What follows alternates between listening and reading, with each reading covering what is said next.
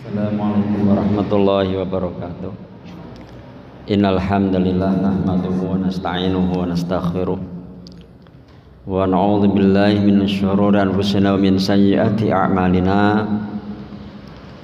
May yahdihillahu fala mudilla lahu wa may yudlil fala hadiyalah. Asyhadu an la ilaha illallah wahdahu la syarikalah wa asyhadu anna Muhammadan abduhu wa rasuluh. Allahumma sholli ala Muhammad wa ala alihi wa ashabihi wa man tabi'ahum bi ihsanin ila yaumil amma ba'd. Para ayah, para bunda yang dirahmati Allah SWT, sesungguhnya di dalam Al-Quran bisa kita ambil satu pelajaran-pelajaran. Memang Al-Quran untuk kita sebagai panduan mendapatkan hidayah, bagaimana kita menjalani rumah tangga.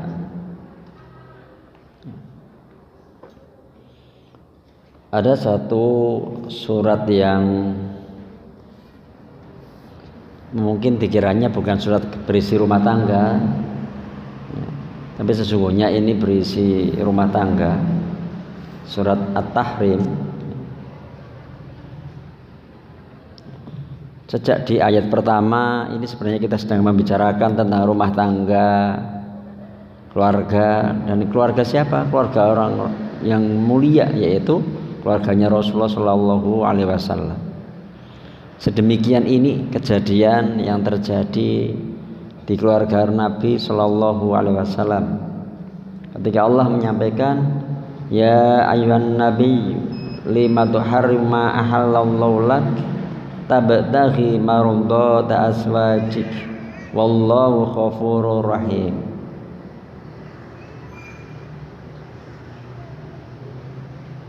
Ini ayatnya, hai Nabi, mengapa kamu mengharamkan apa yang Allah halalkan bagimu? Kamu mencari kesenangan hati istri-istrimu, dan Allah Maha Pengampun lagi Maha Penyayang. Ini Nabi SAW dapat teguran dari Allah SWT karena Rasulullah mengharamkan sesuatu yang halal. Dari mana? Teguran ini bermula awalnya dari kecemburuan istri Rasulullah SAW, yaitu Aisyah radhiyallahu anha dan Hafsah radhiyallahu anha kepada istri yang lain, yaitu Zainab binti Jahsy. Ya. Apa kisahnya? Aisyah radhiyallahu anha menuturkan sendiri bahwasanya Nabi SAW berada di rumah Zainab binti Jahsy dan minum di rumah Zainab madu.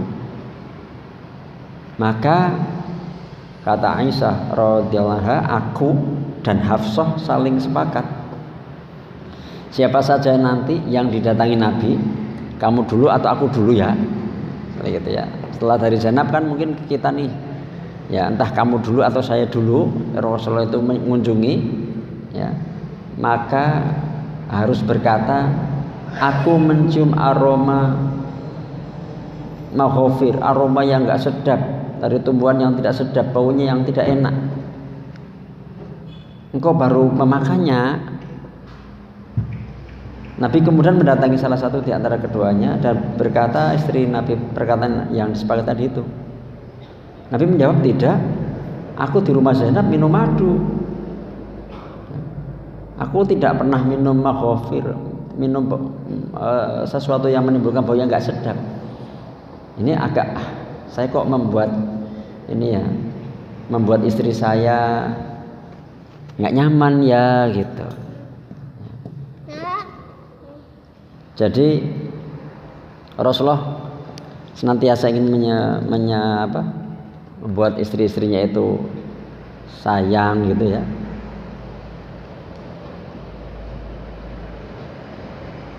Sangat perhatian dengan istrinya, tidak ingin istrinya itu merasakan yang nggak nyaman dengan bau tidak sedap, sampai akhirnya mengharamkan jangan-jangan madunya nih, gitu. Akhirnya mengharamkan madu itu. Dan Rasulullah pun ditegur oleh Allah SWT. Itulah disebut Rasulullah maksum ya. Karena ketika keliru ditegur langsung, dibenahin. Maka turun ayat surat At-Tahrim ini, teguran ya. Para ayah, para bunda, para ahli tafsir menyampaikan sekiranya Rasulullah itu tidak jujur, ya ini ayat ini akan ditutupin karena ini ayat yang buka aib Nabi sebenarnya di keluarga Nabi itu. Tapi karena memang ini menjadi satu pelajaran besar bagi keluarga-keluarga kita, tersampaikan. Rasulullah nggak menyembunyikan itu, tetap sampaikan. Seakan menjatuhkan kredibilitas Rasulullah dan keluarganya. Seakan. Inilah sisi kemanusiaan Nabi, sisi kemanusiaan Rasulullah dan keluarganya umumnya gitu ya. Inilah sisi kemanusiaan Rasulullah yang hidup berdampingan dengan para istri, dengan fitrah kewanitaan yang ya cemburu gitu ya. Agar setiap muslim bisa melihat bahwa keluarga mulia ini pun keluarga manusia biasa, ada sisi manusiawinya yang cemburu dan sebagainya. Dengan wanita istrinya seperti itu, Rasulullah sempat terjatuh kepada tipu daya istrinya.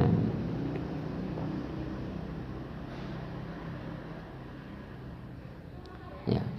Ini para ayah yang masih suka makan-makan ya yang kurang bagus. Ini jadi pelajaran nih. Nah, Rasulullah sebenarnya dari sisi dasarnya ingin membahagiakan istrinya. Yang masih ngerokok gitu ya, para ayah gitu ya, berhenti gitu untuk membuat aromanya jadi indah, baik ya untuk istri-istrinya ini. Ini pelajaran juga. Dan pelajaran juga untuk para ayah bahwa wanita ya umum kadang-kadang begitu cemburu dan sebagainya gitu. Bahkan istri Nabi yang dididik langsung oleh Nabi pun demikian gitu. Sehingga tidak ditanggapi dengan gampang marah dan sebagainya, cerai gitu ya.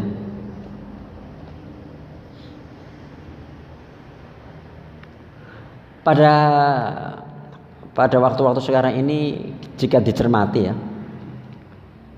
jika diperhatikan itu ya, realitanya banyak nih suami yang tergelincir dalam perkara yang haram untuk menyenangkan istri.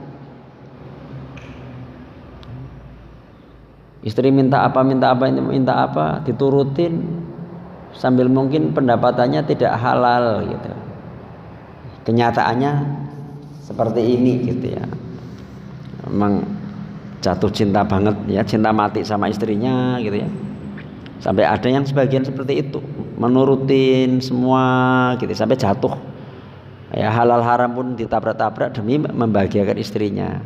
Membahagiakan istrinya itu betul wajib, tapi tidak boleh nabrak-nabrak syariat.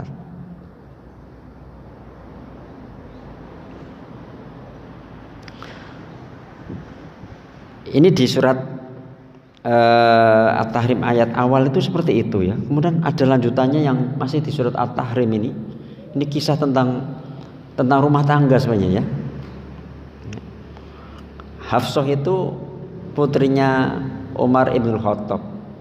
Dan Umar tahu gitu, kalau putrinya melakukan perbuatan seperti itu. Akhirnya Umar pun menegur. Tegurannya itu sebuah kalimat di dalam ayat Al-Quran, diabadikan dalam Al-Quran. Asa rabbuhu in tallaqakunna ayyubdilahu azwajan khairam minkunna muslimatin mu'minatin qanitatin taibatin abidatin saihatin saibatin abkara. Ditegur seperti ini. Jika Nabi menceraikan kamu sampai menyusahkan Nabi kok bikin apa sih, bikin makar begitu gitu ya, kok menyusahkan Nabi sih gitu. Jika sampai Nabi menceraikan kamu, boleh jadi Tuhannya yaitu Allah akan memberi ganti kepadanya dengan istri yang lebih baik daripada kamu. Ya, yang seperti apa? Yang tambah patuh, yang beriman, yang taat, yang bertaubat, yang mengerjakan ibadah, ya puasa ya, mau janda maupun yang gadis. Ini surat At-Tahrim ayat 5. Kok kamu berbuat begitu sih? Kalau diceraikan Nabi, wah gimana coba? Dan Nabi akan mendapat istri yang lebih baik. Maka ini juga pelajaran bagi para wanita, jangan membuat makar gitu ya, atau ngancam. Kadang-kadang kalau ngancam ya suami juga nggak boleh sembarangan mencerai ya. Ngancam-ngancam gitu, begitu dicerai, terus jadi janda juga bingung misalnya gitu. Ya.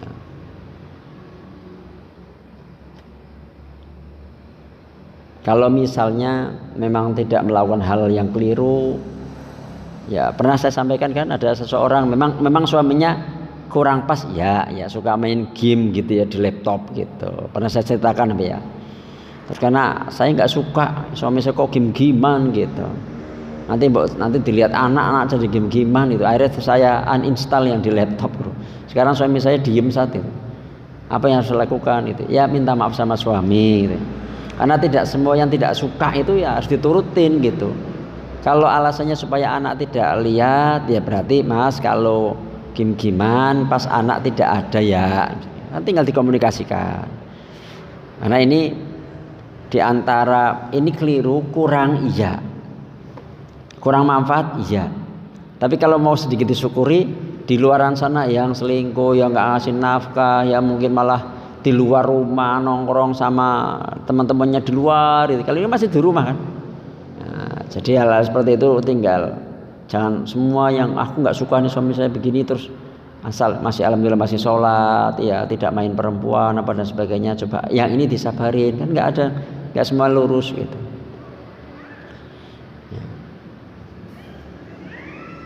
Nah ini pun teguran nih, kalau diceraikan ya kamu juga gelo, menyesal, ya jangan sampai berulah lah sama. Nah, ini Nabi ya, berarti suaminya udah soleh ya, nggak neko-neko, tapi mungkin kurang secara finansial barangkali, ada nggak sabar minta cerai, nanti gelo gitu ya, ya menyesal juga gitu. Selanjutnya masih dalam surat At-Tahrim ini, ayat selanjutnya ayat 6 ini tentang rumah tangga lagi ya, tentang keluarga kita ini yang ini sudah sangat umum. Kalau ini sangat umum ya disampaikan, ya ayyuhalladzina amanu qu anfusakum wa ahlikum nara wa quduhan nas wal hijaratu 'alaiha malaikatun khiladun syidadun la ya'sunallaha ma amarahum wa yaf'aluna ma yu'marun. Hai orang-orang yang beriman, peliharalah dirimu dan keluargamu dari api neraka yang bahan bakarnya adalah manusia dan batu. Ini kan perintah ya, perintah untuk kita semua dari pelajaran Rasulullah dan sebagainya. Hai orang-orang yang beriman, jagalah dirimu, ayo soleh, ayo jangan maksiat, jagalah dirimu dari api neraka, jangan masuk neraka, jangan dosa, perbaiki, tobat dan sebagainya itulah. Yang sudah selingkuh, zina semuanya ayo tobat, yang nggak sholat semuanya tobat, yang masih sering berantem bertengkar ayo tobat ya, jangan sampai nanti suami istri saling menuntut dan sebagainya gitu.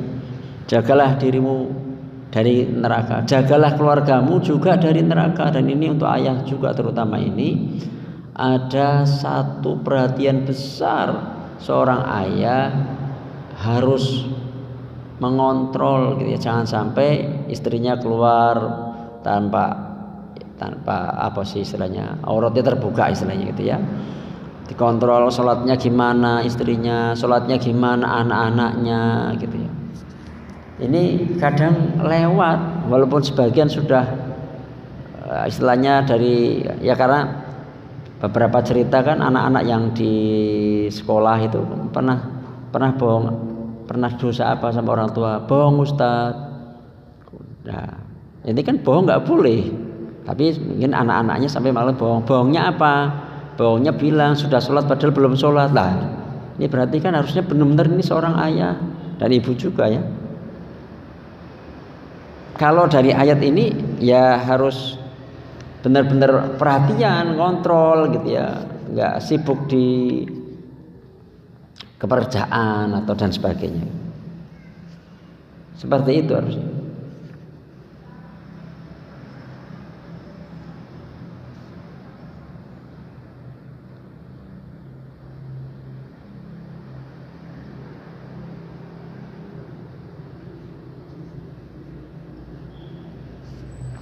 Nah, di ayat 8 ketika kita itu mungkin baru berbuat dosa dan sebagainya, di ayat 8 kemarin itu pas kejadian ada yang datang ke tempat kami karena sedang ada persoalan karena perselingkuhan dan sebagainya. Saat itu saya pas dia datang setelah maghrib dan saya baca sebelum dia datang itu saya baca ayat ini surat At-Tahrim ya. Ini pas kayaknya untuk yang mau datang hari ini gitu ya. Saya sampaikan di ayat 8-nya ini surah At-Tahrim. Hai orang yang beriman, bertaubatlah kepada Allah dengan taubatan nasuha. Ya ayyuhalladzina amanu tubu ilallahi taubatan nasuha. Taubat yang sesungguh-sungguhnya. Mudah-mudahan Rabbmu akan menutupi kesalahan-kesalahanmu dan masukkanmu ke dalam jannah. Ini juga bisa teguran tadi semua dari istrinya ya, semuanya gitu ya, Rasulullah itu semua suruh tobatlah kalau keliru itu ya. Jaga dirimu dan keluargamu dari api neraka, jangan dosa. Nek wis kadung dosa ya suami ayo pada istighfar sepertiga malam ya, misalnya kayak gitu ya, ngajakin semua untuk keluarganya untuk melakukan pertobatan.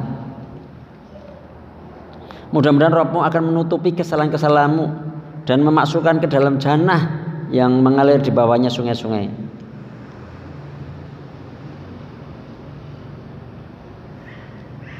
Diperintahkan ya. Maka keluarga ini adalah ngobrol-ngobrol, ada kesepakatan, ada satu jadwal bangun malam, saling membangunkan untuk bertobat di sepertiga malam gitu ya, agar terhindar dari api neraka dan sebagainya.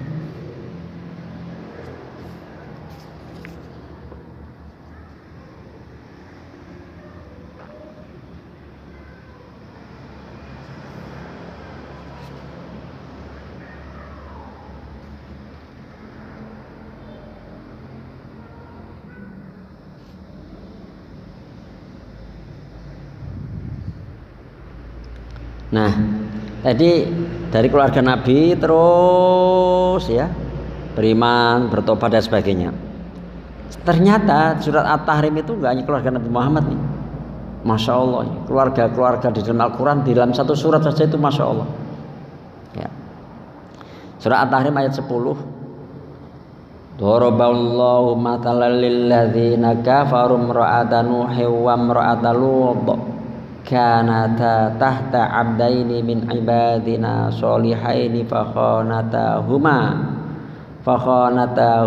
falam yughniya anhuma minallahi syai'aw wa qila dukhulan nar ma'ad-dakhilin. Ini sekarang keluarga. Tadi keluarga Nabi Muhammad SAW, sekarang juga keluarga Nabi Nuh dan Nabi Lut. Allah membuat istri Nuh dan istri Lut sebagai perumpamaan bagi orang-orang kafir. Keduanya berada di bawah pengawasan.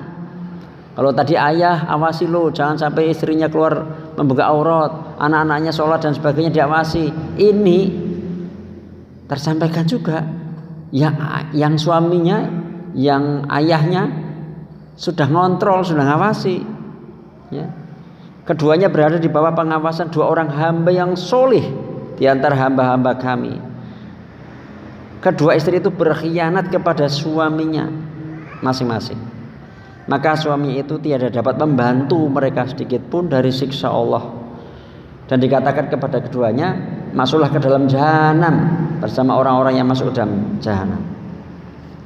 Kalau tadi ketika yang surat ayat 8 tadi, bertobatlah ya. Akhirnya Mudah-mudahan Rabbmu akan menutupi kesalahanmu dan memasukkanmu ke dalam jannah ketika bertobat. Ini nggak bertobat sampai nggak sempat bertobat gitu ya. Suaminya tidak bisa bantu walaupun suaminya soleh. Maka memang masing-masing itu harus punya bekal dulu soleh dan solehah. Nanti mungkin saling memberikan pertolongan di akhirat. Tapi kalau sudah lepas sampai akhirnya dikatakan kepada keduanya, masuklah ke dalam jahanam bersama orang-orang yang masuk ke jahanam. Ya. Ini adalah model keluarga juga. Keluarga Nabi Nuh, keluarga Nabi Lut. Istri kedua Nabi yang soleh ini berkhianat terhadap suaminya. Khianat ini bukan khianat zina di sini nih. Ya. Ada satu hadis bahwa semua istri-istri Nabi nggak ada yang berzina. Ya. Bukan khianat. Pengkhianat ini adalah terkait dengan menentang perintah Allah dan Rasul.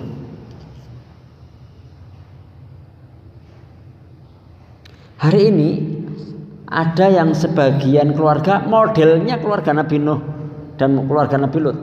Karena memang ayat ini akan untuk menjadi pelajaran untuk semua. Ya, model apa itu? Yang suaminya bergerak menuju kesolehan, sementara istrinya belum hijrah, tidak mengikuti gerak kesolehan suami. Efeknya tidak hanya pada istri sendiri, tapi juga bertambah kepada anak-anaknya. Salah satu anak Nabi Nuh yang dikenal namanya Kan'an, ya, ketika sang ayah menawarkan pertolongan kepada dirinya untuk naik ke perahu pada saat hampir terjadi banjir itu, menolak ya. Bapak Nabi kemudian berlari ke arah gunung yang menurutnya air tidak akan sampai ke tempat itu. Ia mengabaikan peringatan dari ayahnya, ya. Dan Nuh berkata, naiklah kamu sekalian ke dalam kapal, ya, dengan menyebut nama Allah di waktu berlayar dan berlabuhnya. Sesungguhnya Tuhanku benar-benar Maha Pengampun lagi Maha Penyayang. Ini surat Hud. Dan bahtera itu berlayar membawa mereka dalam gelombang laksana gunung. Dan Nuh memanggil anaknya, sedang anak itu berada di tempat yang jauh terpencil. Hai anakku, naiklah ke kapal bersama kami dan janganlah kamu berada bersama orang-orang yang kafir. Anaknya menjawab, ini surat Hud lagi 41, 42, 43. Aku akan mencari perlindungan ke gunung yang dapat memeliharaku dari air bah. Nuh berkata, tidak ada yang melindungi hari ini dari azab Allah selain Allah saja yang Maha Penyayang. Dan gelombang menjadi penghalang antara keduanya, maka jadilah anak tersebut orang-orang yang ditenggelamkan. Nah, anak Nabi Nuh ini menjadi dalam tanda kutip ya, kayak korban dari ketidakharmonisan, ketidakselarasan, ketidaksejalanan antara suami dan istri. Dan sunatullahnya ini akan terjadi, mungkin sekarang ini akan ada. Sunatullahnya akan terus ada. Keluarga tipe seperti ini, suaminya udah ngaji, istrinya masih belum mau, dan efeknya anaknya pun ada yang ikut ibunya.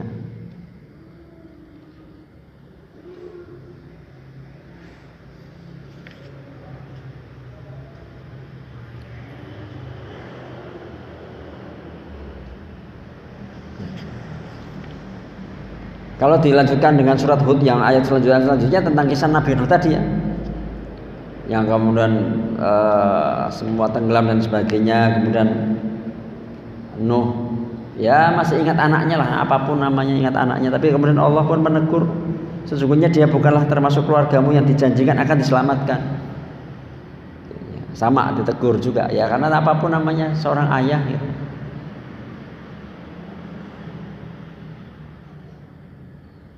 Nabi Nuh harus kehilangan anaknya karena tidak sinkron dengan istrinya dari sisi kesolihan.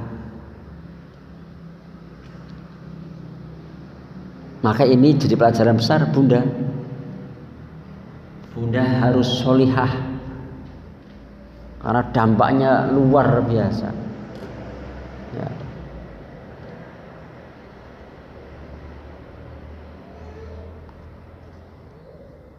Kembali ke surat At-Tahrim. Ya. Sebenarnya tadi yang di At-Tahrim ayat 10 tentang Nabi Nuh, tapi ditambah perjelas di surat Hud-nya. Tadi surat At-Tahrim ayat 10 tentang keluarga Nabi Nuh dan keluarga Nabi Lut. Sekarang di surat At-Tahrim yang ke-11 ada model keluarga berikutnya, yaitu wa daraballahu matalan lilladzina amanu imra'ata fir'auna id qalat rabbi ibni li 'indaka baitan fil jannati wa najjini min fir'auna wa 'amalihi wa najjini minal qaumidz zalimin. Dan Allah membuat istri Fir'aun sebagai perumpamaan bagi orang-orang yang beriman. Ketika ia berkata, ya Rabbku, bangunkanlah untukku sebuah rumah di sisimu dalam Firdaus, dan selamatkanlah aku dari Fir'aun dan perbuatannya, dan selamatkanlah aku dari kaum yang zalim. Ya, jadi di dalam surat At-Tahrim itu ada keluarga Nabi Muhammad, ada keluarga Nabi Nuh, Nabi Lut, ada keluarganya istrinya Fir'aun. Fir'aun yang sangat kafir kepada Allah, bahkan berani mengatakan Tuhan. Istrinya Solihah, Asiyah binti Muzahim ini beriman kepada Allah. Ini termasuk satu dari 4 wanita terbaik di dunia. Ini tidak sinkron juga antara suami dan istri. Suaminya malah kafir, istrinya Solihah. Ya, ini model kebalikan yang tadi, kebalikan yang suaminya Nabi, istrinya yang tidak solihah. Kalau ini istri yang solihah, suaminya yang enggak, suaminya kufur, suaminya rusak, tapi beristikan seorang istri yang solihah. Dan model keluarga seperti ini adakah di keluarga sekarang ini? Ada, sunatullahnya akan ada. Bunda ngaji, hijrah gitu, suaminya dia nggak sholat misalnya gitu.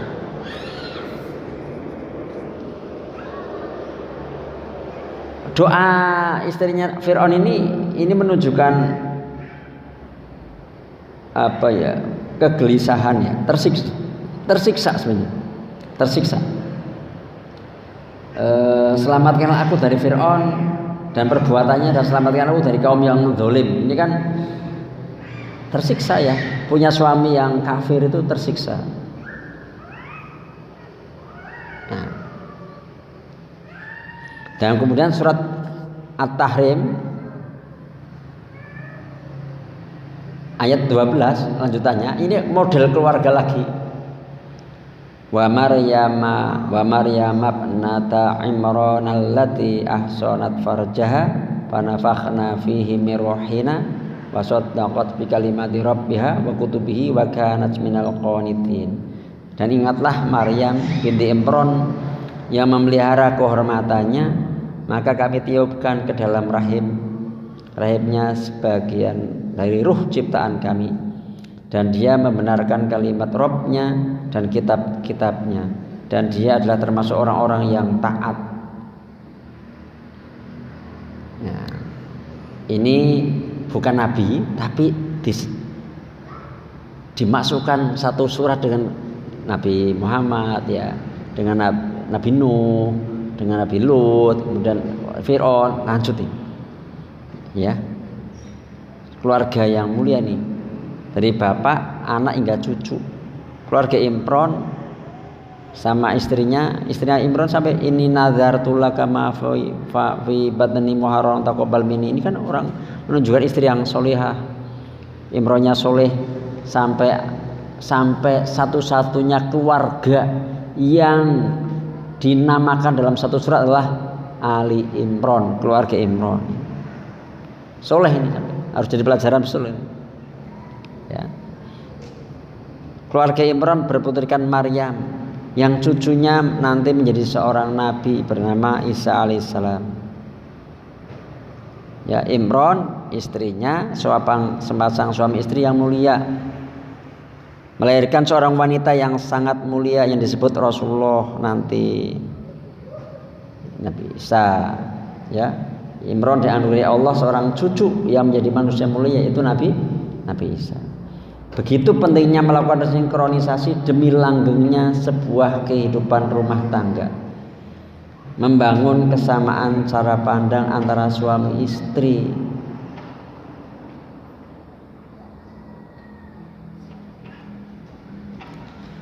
Pertanyaannya nih,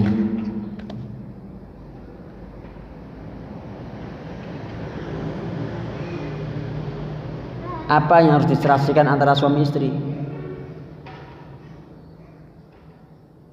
Apa yang harus diserasikan antara suami istri? Keserasian, kesamaan yang harus dibangun bisa dikembalikan ke ayat-ayat sebelumnya. Suami istri harus membangun kesamaan dalam urusan halal haram. Yang pertama kan tidak boleh mengharamkan yang halal, menghalalkan yang haram, misalnya gitu ya. Berkomitmen bersama dalam saling menjaga pasangan dari hal yang haram, mencukupkan diri dengan yang halal.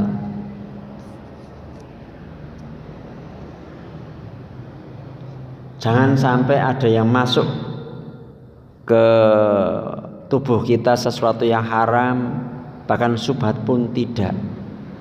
Untuk apa ini menjadi sinkron, itu menjadi sebuah keluarga yang diberkahi insyaallah. Jadi kalau ada sudah dimasukkan sesuatu yang haram, yang enggak jelas, syubhat, ini akan berpengaruh. Ini dari sisi halal haram ya. Di surat yang awal tadi sinkronnya seperti itu.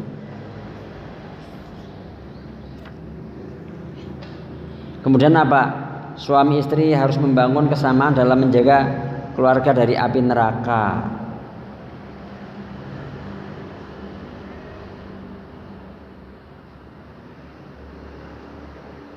Ada sih nggak ngobrol-ngobrol antara suami istri gitu ya, saling mengingatkan, udah sholat belum, ya, dan sebagainya gitu, ya, ngajinya dan sebagainya, benar aktivitas-aktivitas sehari-hari di rumah, apa sholat malam, apa sholat duhanya, apa baca Qur'annya dan sebagainya itu ya.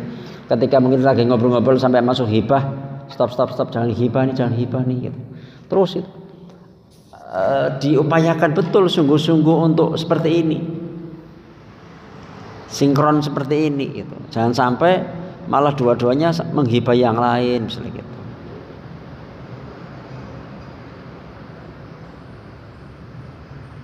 Banyak aktivitas-aktivitas beneran seperti itu ya, yang aurat ya harus itu ya ditegur begitu, terima kasih kalau suaminya mau negur. Istri juga kemudian mengingatkan suami, ya alhamdulillah gitu. Harus saling mengingatkan, tidak hanya nurutin nafsu gitu, tidak hanya nurutin nafsu, pengen apa iyalah tilak, nggak peduli hal haram, enggak begitu. Pedulikan betul, jaga diri dari api neraka ini, dari jangan sampai memasukkan sesuatu yang haram atau melakukan perbuatan yang haram, meninggalkan kewajiban-kewajiban ini ya. Karena dijumpai di rumah tangga keluarga muslim ya, yang sholat ya dibiarkan, yang tidak menutup aurat ya dibiarkan.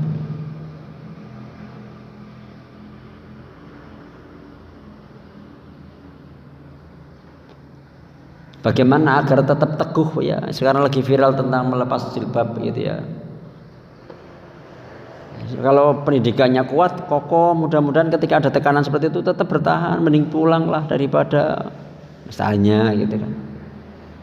Nah, ketika tidak ada ujian mungkin masih biasa, tapi kalau pas ada ujian begini, bagaimana akan tetap memegang prinsip sesuai aturan Islam misalnya.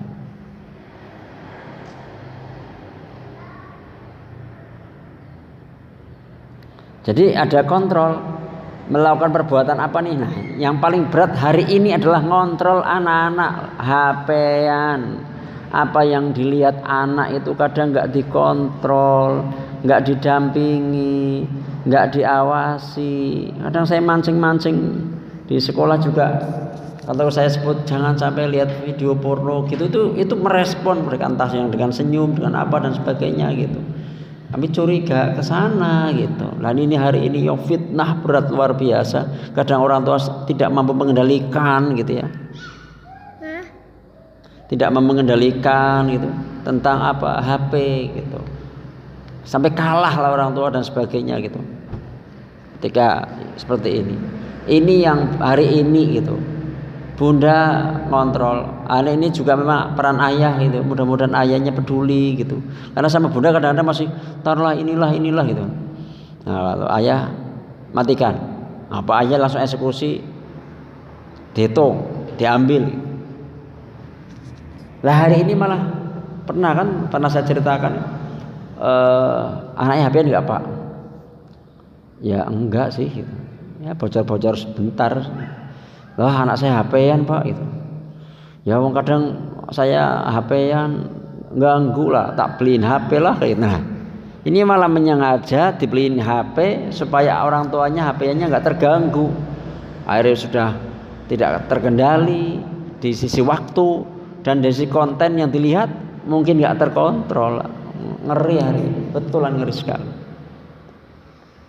Harus dikontrol di sini itu. Ini ayah bunda ini betulan gitu ya nih. Sinkronisasinya seperti ini gitu ya. Suami istri harus sinkron sama. Enggak jam segini enggak HP-an atau apa gitu.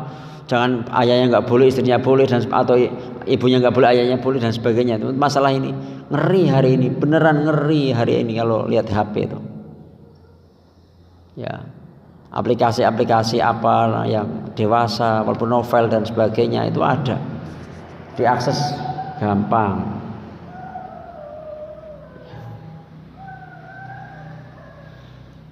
Hari ini memang anak-anak sudah generasi alfa ya, bukan hanya Z. Setelah Z nggak ada huruf lagi, jadi akhirnya pakai generasi alfa yang anak sekian tahun sudah HP-an gitu ya. Karena lihat orang tuanya HP-an apa dan sebagainya dan tidak bisa dikendalikan juga akhirnya dibelikan dan sebagainya gitu. Nyaris sedang pada punya akun dan sebagainya anak-anak SMP. Saya heran gitu ya. Kok boleh gitu dibelikan HP, dibelikan. Kadang alasannya ini ngumpulin sendiri Ustadz itu, nabung diberikan dari uang dari omnya, kakaknya dan sebagainya. Tapi orang tua kan punya kendali, punya kontrol gitu ya. Nah ketika sampai bingung dipondokke gitu ya, bingung diminta ruqyah gitu. Seakan-akan itu bukan, itu kan pola-pola itu dari keluarga gitu. Ini kontrol tentang api neraka ini. Hari ini masuk lewat berat itulah HP. Benar berat ya.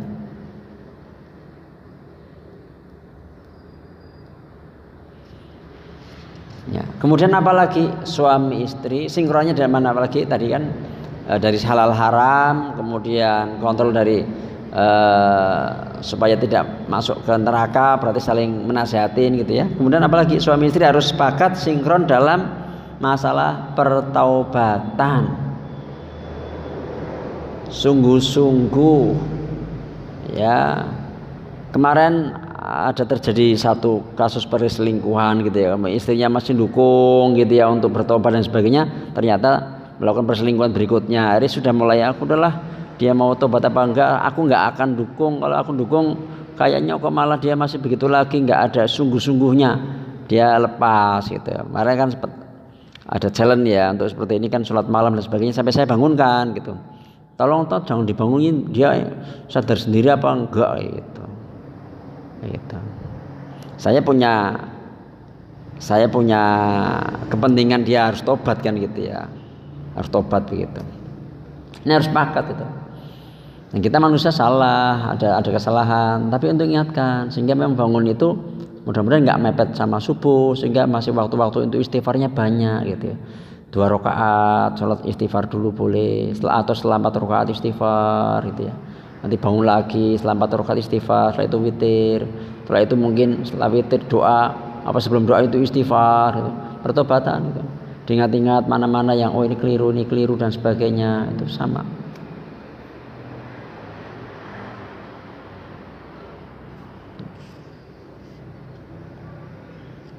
Suami istri harus benar-benar bersama-sama, kerjasama yang bagus dalam apa? Sama-sama melakukan ketaatan.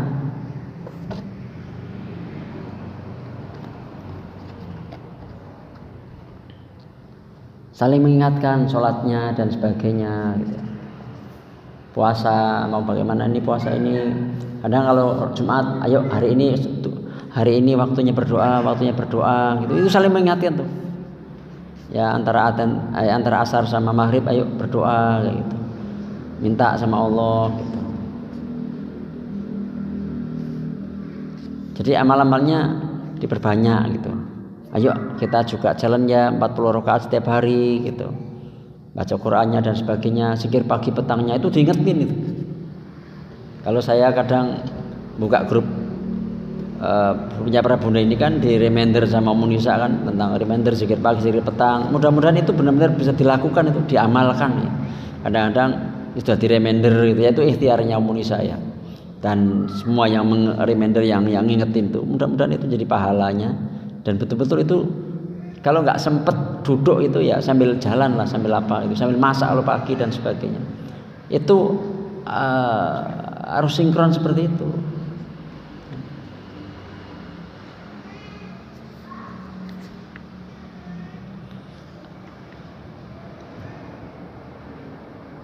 Sebenarnya di dalam surat At-Tahrim tadi itu yang tadi saya loncatin ada ya.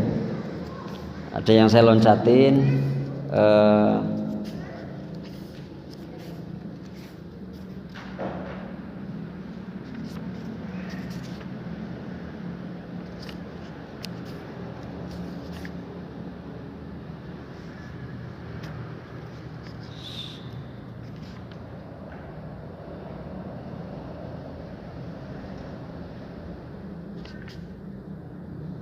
yang surat At-Tahrim ayat 9 tadi saya loncatin di sini.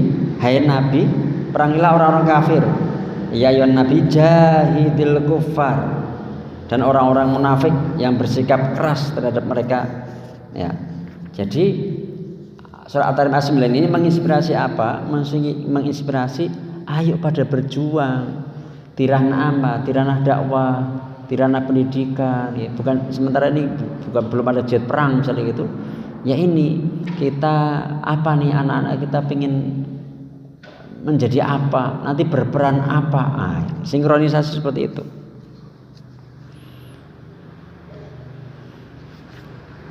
Ya.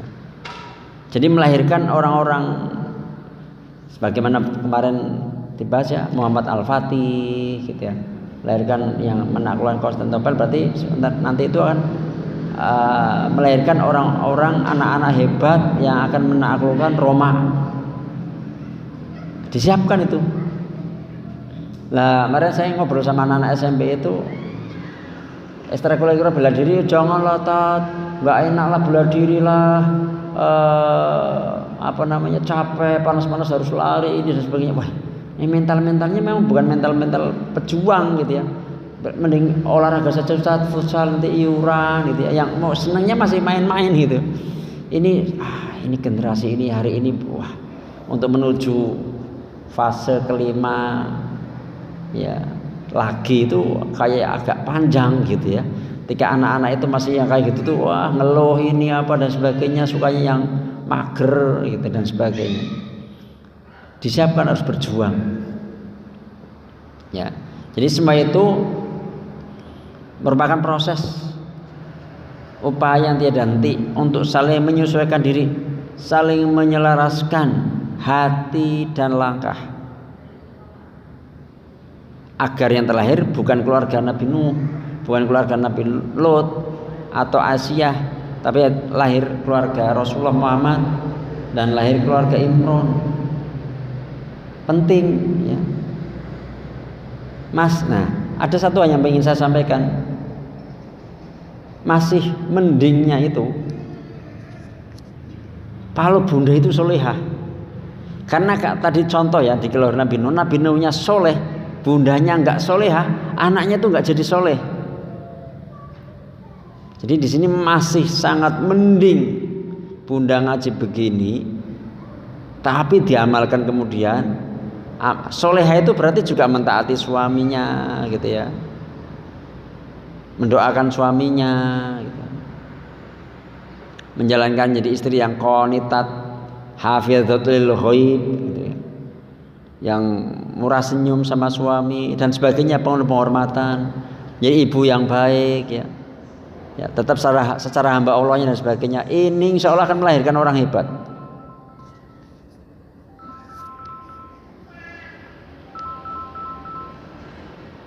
Akan melahirkan orang hebat, insya Allah. Mudah-mudahan begitu. Gitu. Ya. Jadi bunda ini semangat ya. Kalau mungkin masih pincang, doakan suami. Oh, suami saya belum begini, belum, doakan. Ya, yang paling utama istri mendoakan anak dulu atau suami dulu mendoakan suaminya agar dapat hidayah, agar sinkron. Kalau nggak sinkron itu juga melelahkan dan itu yang terjadi memang seperti Asiyah itu. Tapi itu bisa masuk surga itu. Bisa masuk surga. Jadi itu nggih. Ternyata kayaknya sudah tak intip ada pertanyaan kok kayaknya banyak nih. Sudah berapa ini? Ada 7. 1, 2, 3, 4, 5, 6, 7. Masya Allah banyak banget. Kita mulai pertanyaan aja ya. Sudah 7 penanyaan ini. Assalamualaikum warahmatullahi wabarakatuh. Waalaikumsalam warahmatullahi wabarakatuh. Semoga dimuliakan oleh Allah di mana berada. Amin. Ana izin bertanya, bagaimana tips cara menumbuhkan semangat murojaah hafalan Al-Quran kepada diri sendiri dan anak-anak? Syukron. Semua tindakan ini bunda ya, semua tindakan yang ingin kita lakukan diupayakan diedukasi tentang keutamaan dan keuntungan apa yang bisa didapat ketika melakukan itu. Kenapa harus meletakkan sepatu pada tempatnya atau barang-barang pada tempat semula?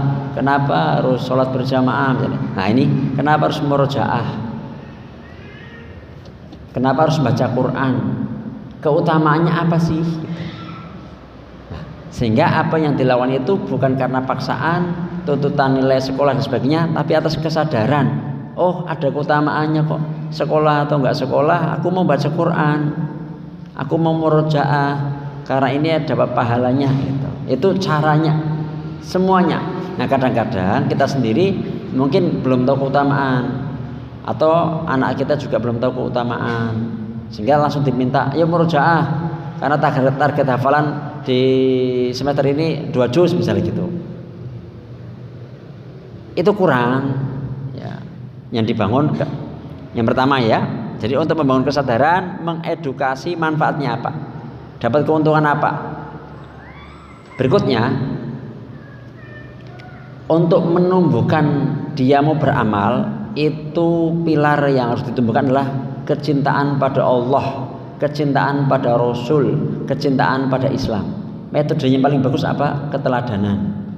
Yang kedua, berkisah, mengisahkan tentang kebaikan Allah SWT yang begini Masya Allah, ini sebagai bentuk kita bersyukur pada Allah SWT ya. Terus kecintaan kepada Rasul dengan segala akhlaknya, Islam seperti itu. Nah terus lebih untuk Al-Quran ini, tambahkan kalimat seperti ini. Contohnya, malaikat siapa yang paling mulia? Jibril. Kenapa? Karena Jibril yang menyampaikan wahyu dari Allah kepada Nabi, menyampaikan wahyu Al-Quran, maka menjadi malaikat yang mulia. Nabi siapa yang paling mulia? Nabi Muhammad, karena Nabi Muhammad mendapatkan Al-Quran. Bulan apa yang paling luar biasa dalam 12 bulan? Ramadan, karena disitulah diturunkannya Al-Quran. Umat apa yang paling luar biasa? Umat Islam, karena umat Islam mendapatkan Al-Quran. Malam apa yang paling mulia? Malam Qadar atau Lailatul Qadar, karena disitulah malam diturunkannya Al-Quran. Siapapun yang interaksi dengan Al-Quran, insya Allah jadi dimuliakan. Tentu dengan syarat ikhlas. Terus itu, dan itu tidak serta merta sekali 2 kali, betulan. Saya alhamdulillah Allah izinkan turun tangan langsung kemarin ya pas MPLS jadi selesai kemarin hari Rabu kemarin saya menyelesaikan bersama anak-anak SMP Akil Balik itu saya menyampaikan tentang apa? Keutamaan ilmu. Awal itu keutamaan ilmu, adab terhadap diri sendiri pas dalam mencari ilmu, adab dengan guru gitu ya. Kemudian tentang cinta tadi, tentang khauf supaya takut pada Allah dan sebagainya, tentang roja harapannya. Tak ceritakan tentang surga yang paling rendah aja begini, tak ceritakan tentang neraka gitu ya. Dan itu sampai outingnya nasihat kematian di kuburan, ke makam, terus gitu ya, diupayakan ke sana. Itu tuh juga kadang belum ada semangat banget loh. Makanya saya, ya Allah, saya bersyukur banget ya Allah ilhamkan ada MPLS-nya. Tadinya saya 1,5 bulan, tapi kemudian dikasih masukan, Tat nanti pelajarannya nggak ada semua, kan isinya tazkiyatun nufus sama adab gitu. Nanti ketinggalan lah yang ini, ya udah sebulan, hari 1 bulan. Jadi memang itu butuh proses. Mendidik itu hasilnya tidak mendadak. Kalau dadakan itu tahu bulat ya. Jadi mendidik itu memang proses. Nah itu edukasi, keteladanan, dikisah-kisahkan gitu ya. Sampai mereka itu dorongannya, aku suka, aku cinta, nawa itu saya sadar karena saya mau ngejar pahala dan sebagainya. Wallahu a'lam bishawab. Pertanyaan kedua, bagaimana cara menghilangkan futur yang berkepanjangan meskipun di rumah saja? Karena anak sempat sakit, jadi jarang sekali berangkat taklim. Ya, memang ngecas ya. Saya pun ngecasnya gimana? Saya lihat video-video kajian gitu. Saya baca buku. Kalau di saya gitu ya. Kalau di saya. Nah, ya memang akhirnya diobrolin tentang apa? Ya Allah sudah memberikan ini, memberikan itu gitu. Salah satunya gitu diingatkan gitu. Mau diingatkan juga manjuridillahu bi khairan yufaqihu fiddin, barang siapa Allah menghendaki kebaikan pada seseorang, Allah memahamkan agamanya gitu. Ya aku tak ngaji lagi gitu. Man salaka tariqan yaltamisu fi man salallahu lahu bi tariqan al jannah, barang siapa ya Allah yang meniti jalan menuntut ilmu, maka akan dimudahkan menuju surga. Aku mau menuju surga lah gitu. Dan ada satu hadis yang untuk futur itu, satu hadis panjang ya. Allah itu mengutus malaikat berkeliling mencari majelis seperti ini. Nanti Allah nanya kepada malaikat, padahal Allah sudah tahu apa yang diucapkan. Mereka memujimu, bertasbih kepadamu. Apakah mereka melihat aku? Enggak. Bagaimana kalau melihat aku? Tentu akan sungguh-sungguh memujimu ya Allah, mengingatmu ya Allah gitu. Segitunya. Apa yang mereka mohonkan? Mereka mohon surga. Apa yang mereka tahu surga? Enggak. Bagaimana seandainya mereka tahu surga? Oh, akan sungguh-sungguh untuk memohon, meminta surga dan sebagainya. Apa yang mereka harapan dijauhkan dari neraka? Apa mereka tahu neraka? Tidak. Bagaimana seandainya tahu? Oh, mereka akan sangat ketakutan dan sebagainya. Terus sampai akhirnya itu mendapatkan satu ampunan dan sebagainya gitu ya dari Allah SWT, dikabulkan doa-doanya dan sebagainya gitu. Wah, ternyata menuntut ilmu itu walaupun ngantuk itu dapat. Kalau bisa tetap datang. Nah, kalau bisa tapi jangan ngobrol sendiri, itu ganggu yang lain gitu ya. Nah itu ada apa namanya, hadis-hadis yang menggugah. Memang futur itu ya kayak baterai nggak dicas ya. Nah, ya dicas memang nggak boleh lepas dari baca sedikit dipaksakan lah. Kalau lagi malas dipaksakan sekali untuk ikut taklim sekali aja, nanti kebuka tuh rasanya, wah ternyata enak ya gitu. Nah berharap juga teman-teman yang ngaji ini, kalau yang sekali lagi diingatkan yang pakai cadar dibuka, kemudian disenyumin yang lain gitu ya. Ya mungkin baru kali datang sehingga disapa, akhirnya kan merasa punya teman gitu, barangkali baru hijrah dan sebagainya, sehingga tahu ya saling mengenal dan sebagainya gitu. Dan ini harus dijaga ya supaya istiqomah. Kita minta ya doa ya muqallibal qulub sabit qalbi ala dinik gitu. Doa gitu ya. Doa supaya kita tetap istiqomah ya. Supaya tetap istiqomah. Dan semua itu sekali lagi hampir dengan pertanyaan pertama, mengedukasi, tahu keutamaan ilmu, tahu keutamaan beramal soleh ini, keutamaan sholat rawatib, keutamaan sholat malam, akhirnya nggak futur karena melakukan atas aku mau ngejar pahala ini gitu. Jadi wallahu a'lam bishawab. Selanjutnya yang ketiga, mohon nasihat Ustaz. Ada beberapa teman yang bilang ke saya katanya ekonomi sedang tidak baik-baik saja. Bagaimana seorang muslim terutama seorang istri menyikapi hal tersebut? Begitu saja Ustaz, syukron atas jawabannya. Jazakallahu khairan wa barakallahu fiik. Wa fiikum barakallahu. Jadi gini nggih. Ini hampir beberapa orang pun menyampaikan ke saya ini bisnisnya begini gitu. Caranya mensikapi begini.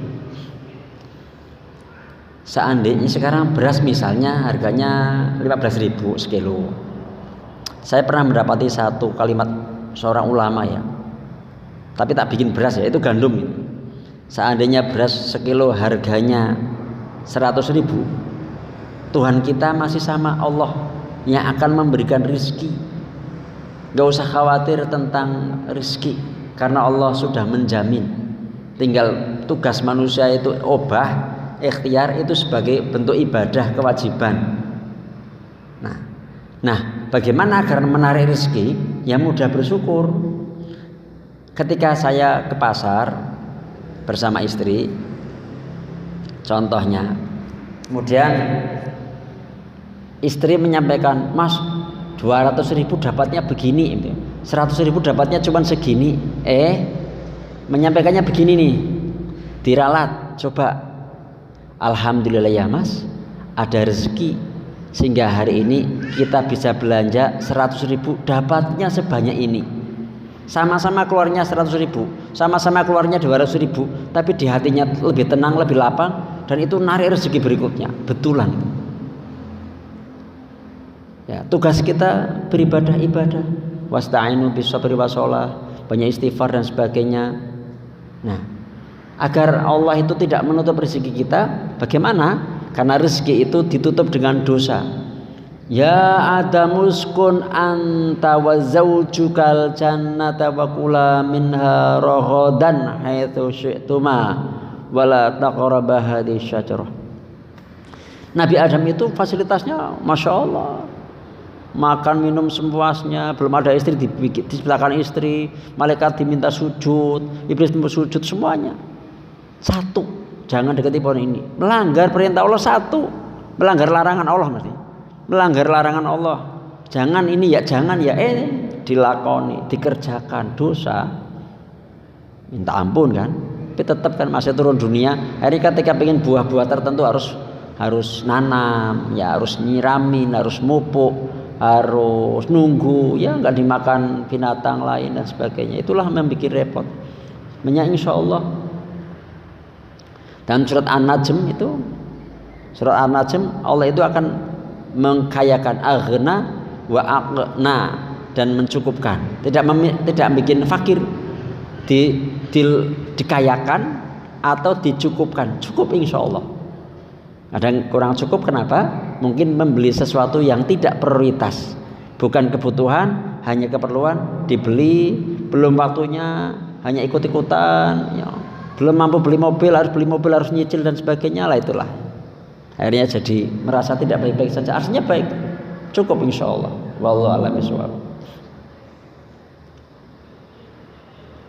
Ya, terus senantiasa bersyukur ya. Kalau memungkinkan, alhamdulillah hari ini dapat ini, alhamdulillah hari ini begini, alhamdulillah. Kalau belum secara itu, alhamdulillah. Contoh nih, para bunda ayah di sini mungkin dapat uang 5 miliar. Dapat uang 5 miliar, tapi besok matanya nggak bisa melek, mau nggak? Misalnya kan enggak ya, artinya mata bisa melek gitu, itu lebih dari 5 miliar itu. Artinya disyukuri bisa melihat, disyukuri bisa mendengar, disyukuri bisa jalan kaki sampai sini, disyukuri bisa ibadah, sholat dan sebagainya. Itu disyukuri, itu nanti akan narik nikmat Allah yang lain, atau membuat nikmat Allah yang lain itu tidak hilang, tidak keambil lagi oleh Allah SWT. Ya, bersyukur ya. Wallahu a'lam bishawab.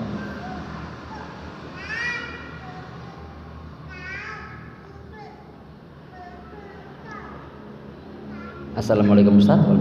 Hari ini banyak lomba 17-an.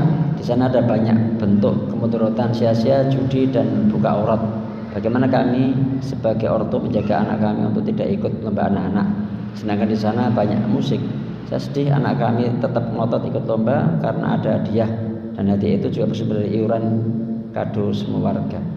Mungkin dialihkan diajak jalan-jalan atau ya lomba di keluarga, hadiahnya dari orang tua begitu ya. Bisa jadi ya. Bisa jadi seperti itu. Dialihkan ya, kan mungkin libur kan. Nah, memang berarti ini memang orang tua punya, kalau memang ini udah risau tadi kan ku anfusakum balikum naro, udah bagus nih. Risau seperti ini, maka berarti punya desain kegiatan yang direncanakan untuk anak-anaknya gitu. Dikasih toh mereka mengharapkan apa? Hadiah dari abi sama umi gitu. Ya, apa lomba apa ya yang diajak jalan yang menyenangkan, dikasih hadiah. Ada pengeluaran ya, karena untuk pengeluaran seperti itu diniati ibadah, dapat pahala, menghindarkan anak dari musik-musik seperti itu misalnya gitu ya. Memang ini agak luar biasa ya, udah umum soalnya sih ya. Jadi kemarin pun di tempat kami, anak kami tidak saya ikutkan yang lomba-lomba kayak gitu, itu ya di rumah gitu. Sudah mulai jalan, tapi cuma sehari sekali dok sih.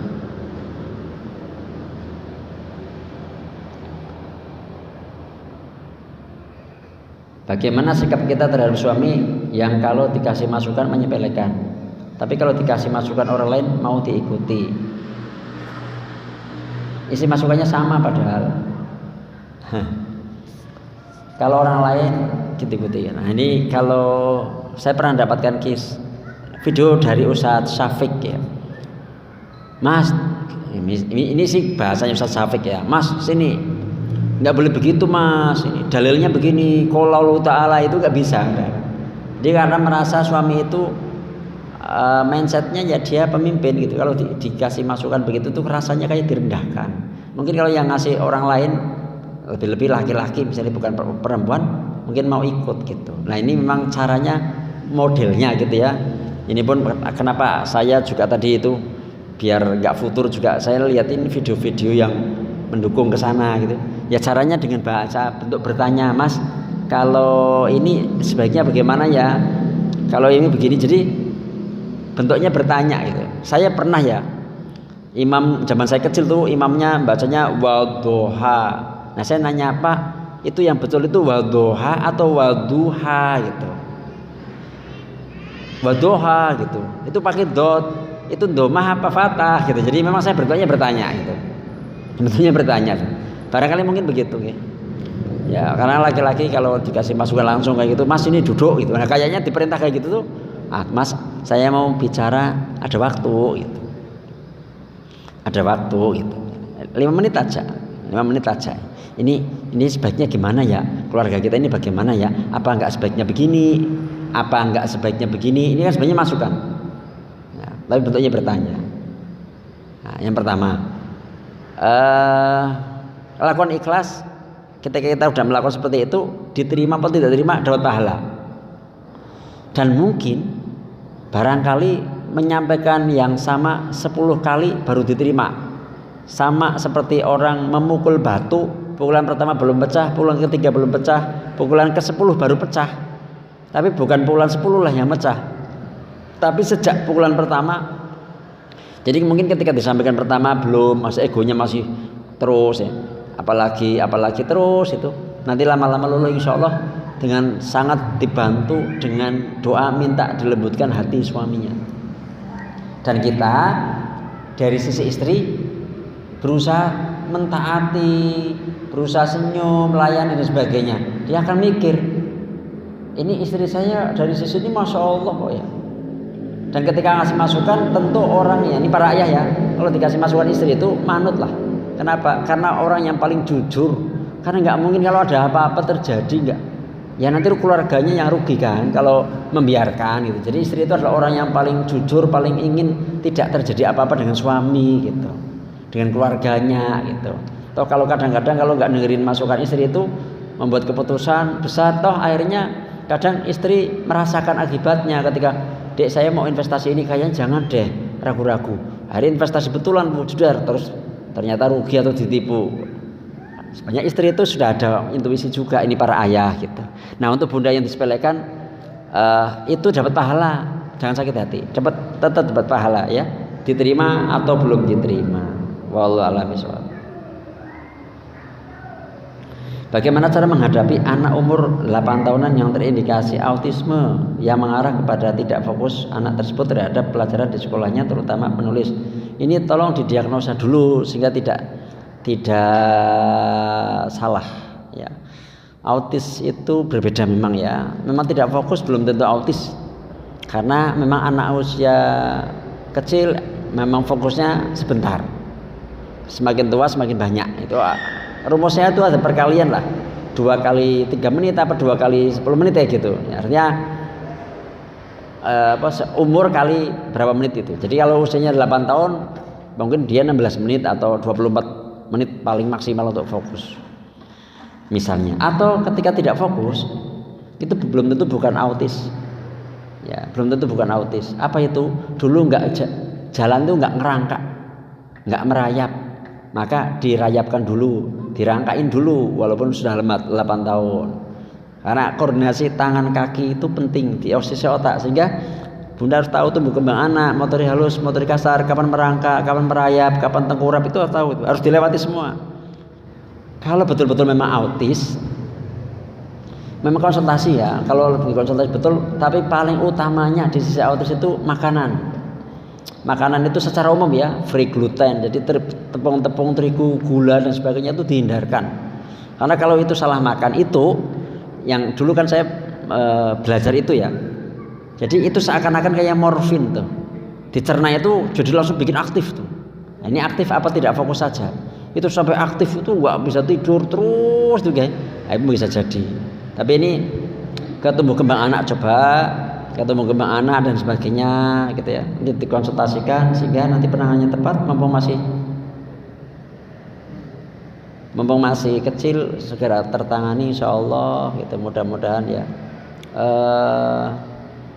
Ada herbalnya juga tuh teman saya kayaknya juga jualan ya, kayaknya juga produksi malah kayaknya ya, untuk sarafnya dan sebagainya. Ini perlu ayah ibu sinkron sama-sama gitu ya. Ketika diberi anak istimewa berarti bunda ibu yang istimewa gitu ya. Yakini terima takdir ini, tambah disayangin, nggak usah malu ya, sering dipeluk dan sebagainya. Perlu diruqyah mandiri terus tuh ya. Insyaallah mungkin ada perubahan, insyaallah.